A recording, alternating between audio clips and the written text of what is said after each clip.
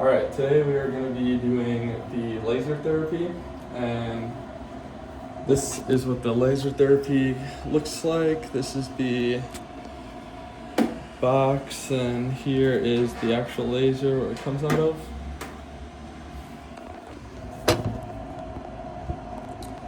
Okay, so what exactly is laser therapy? Laser therapy is basically a high-powered laser that helps stimulate cellular activity and promote healing. It uses a specific wavelength of light to create a therapeutic effect. Doesn't take any drugs, no surgery, no side effects. So it's a nice strategy for people to use to help rehabilitate. Some of the benefits include pain relief, improved circulation, improved flexibility and function, improved healing. It also can help reduce symptoms of osteoarthritis. So basically how it works is, this is a class 4 laser, which means that it operates at near infrared wavelength, and what it does is the laser passes through the skin and into the muscle, nerve, and ligament, and stimulates production of ATP, which helps speed up the healing process in our cells and reduces pain and swelling. Alright, so we are going to get started. First of all, we are going to have our glasses on because it is a laser and it is not good to get in your eyes. So after we look really cool. Okay, so we're gonna be doing the shoulder on Wes here. So rotator cuff. So we're gonna focus on kind of the front part here, kind of going down, moving down around. Yeah, it's important to keep the laser moving because it does heat up. So if you keep it in the same spot for too long, it gets hot and you'll burn your patient. So I can have you lay down.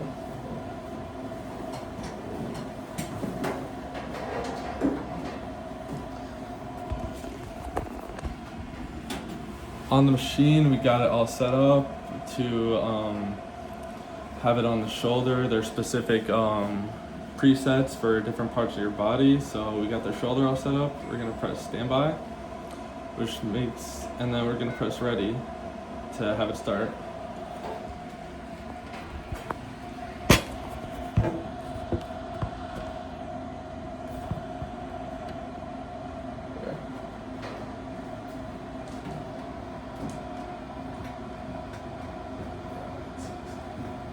Alright, so we're going to go along the shoulder like this and keep it moving so it doesn't burn him. And so the laser is going through the skin into the muscle and nerves and ligaments, and it's releasing that ATP and causing it to basically become activated, and it helps it heal and speeds up the process, reduce pain, reduces swelling. So yeah.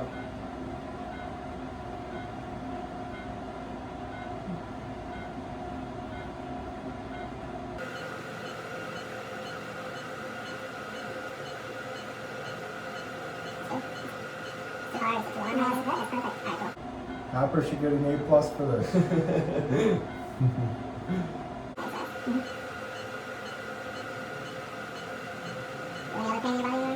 No, it's just it. Yeah, okay, cool. Yeah, thank goodness. Yeah. Too much drawing. It's all right? Yeah. It's time to do it. Nice. That way.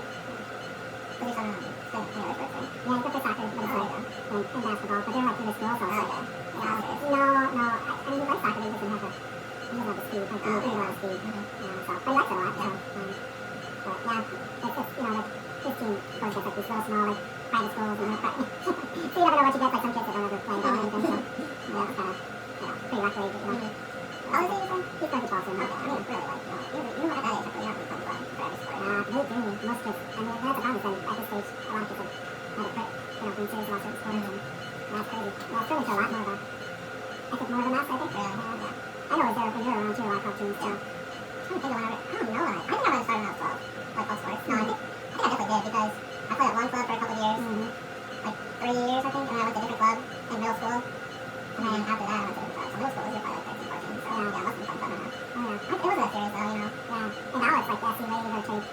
the club team. So yeah, that's one of the. I was on club team, and then I left because it got like combined with another club, and we wanted to try something different, I guess. Yeah. Yeah, it's starting to big money maker, you know. Yeah. My nephew is starting soccer because my brother's really into soccer. You know, they play all year. No. Yeah. And they remember my son, so they're like 9 and 7 right now. They're playing all year. Yeah. I can't imagine being on second grade. Yeah. And yeah, that's all they do is play soccer. But you think they're starting like the older ones.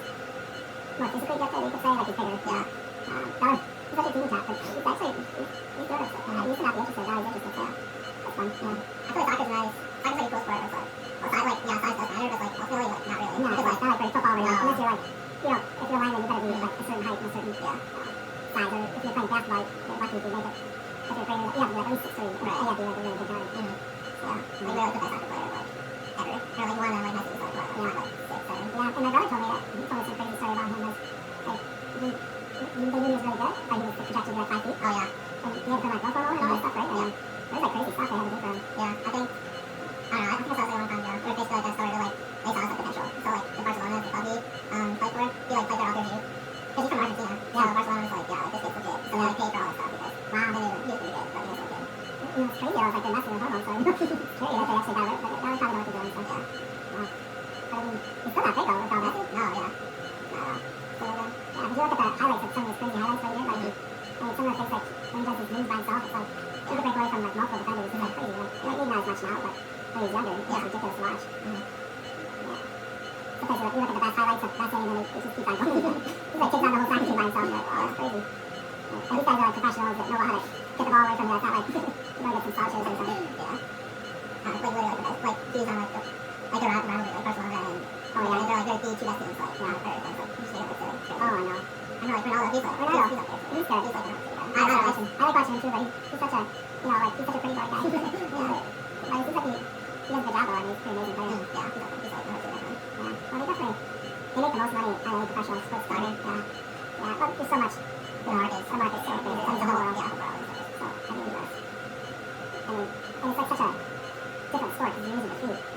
It doesn't really it like kind of translates to other sports, but like not as much, you know? Like, I don't know much any like paddle sport, like tennis, nothing like that. Baseball, not really at all. I don't think baseball, soccer. Maybe just like, maybe get your legs stronger. Yeah, for baseball, like, yeah. And baseball, I don't know if it helps anything, or maybe like hand-eye coordination with your head, you know, being doing headers and which is like, I mean, I feel like all sports, just like reacting. Right. Like moving, you know? Right. But that's not very much, so. Yeah, it's crazy. But, you know, I think soccer's the hardest. My brother always is into it. And so, it's probably like usually guys start at the age of 2 and 3 because something to do with like it takes a lot longer for the brain to you know set up all these like nerve tracks to the feet really and so he said like all the Netherlands and Holland are like they know that and that's why he's better now so we have these kids that are really moving in soccer shoes and having these soccer practices so they can get used to like handling the ball and all that stuff so and there's so much touch to it. It looks easy when you look at it but then when you actually try to do it the control of rolling balls is crazy. Cool. Well, awesome picking up so yeah. Alright, today we're going to be talking about dry needling. So basically, what is dry needling? Dry needling is a type of therapy where a thin needle is inserted through the skin and into the muscle, targeting trigger points. Myofascial trigger points are basically painful muscle knots that are responsible for widespread discomfort or weakness. And dry needling is usually part of a larger treatment plan, so you don't normally only get dry needle done. It's usually accompanied with, other exercises, massages, stretching, anything like that. So basically how it works is when muscle is overused, the muscle fibers don't get adequate blood supply. So that means there's not enough oxygen and nutrients that allow the muscle fibers to return to the resting state. So they kind of get bound up and then they don't really release. There's like areas where they don't release. So yes, this causes a sore and painful area in the muscle. And stimulating a trigger point with a needle actually helps draw blood back to the trigger point to like flush out the area, so it makes sure that more blood gets there so nutrients and oxygen can return to it, so it basically just flushes it out. Yeah. And also the nerve fibers are stimulated from the prick itself, and that causes release from endorphins from the brain, so that actually also helps with the pain. So people usually ask if it hurts. There's usually no pain when inserting the needle into the skin. People don't even realize it's already in because it's such a small needle. People do report a cramping or aching sensation when the trigger point is actually hit. There's like, when you actually hit the trigger point, it kind of like your muscle twitches or like tenses up a little bit, but that is perfectly fine, and that's actually what they are looking for when doing the dry needling, is to get that response.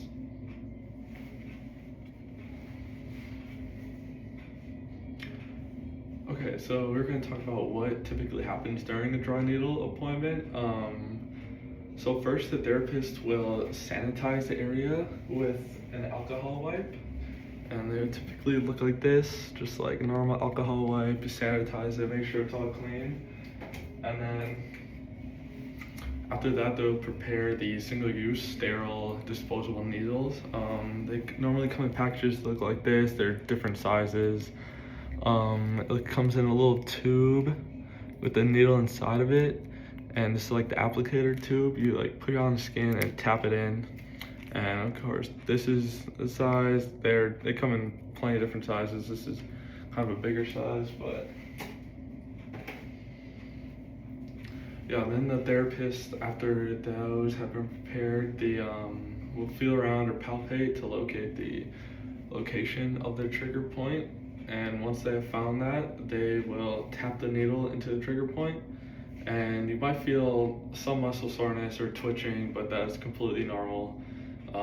You probably won't feel any pain again when the needle actually goes in, but yeah, you might feel a little bit of aching or tenderness when it's actually hitting the trigger point. Some of the upsides of dry needling is that it's inexpensive, it's safe, it's used to treat a wide range of muscular skeletal problems. So you can hit your back, your neck, shoulder, elbow, stuff like tennis elbow, carpal tunnel, headaches, jaw pain, legs. You can really hit like a wide range of areas on the body. Some of the downsides would be just like soreness during or after. Some other like kind of rare downsides would be like stiffness or bruising or even fainting or fatigue, but again, those are pretty rare. So overall, dry needling is a safe way to treat a wide range of musculoskeletal problems that includes neck, back, shoulder, elbow, headaches, jaw pain, legs, and it's used with these needles that are tapped into trigger points on your body that are areas of muscles that are kind of seized up, kind of tender, sore, and basically brings blood and nutrients back to that area of the muscle and basically causes it to relax. So, yeah.